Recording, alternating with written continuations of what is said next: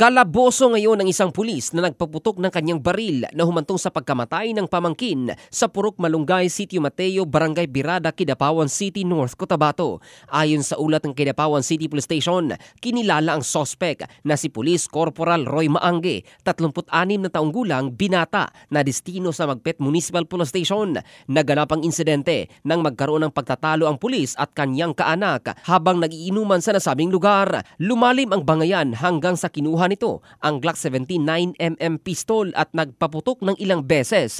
Ngunit ang hindi inasahan ay tinamaan ng kanyang pamangkin na si Yuki Maangge, 13 taong gulang. Mabilis na isinugo sa pinakamalapit na pagamutan ng biktima, ngunit dineklarang dead on arrival ng doktor dahil sa tinamo nitong tama sa lalamunan. Hindi na pumalag ang sospek at payapa itong sumama sa mga rumesponding mga pulis. Mahaharap sa kasong reckless imprudence resulting to homicide ang tiyuhing pulis.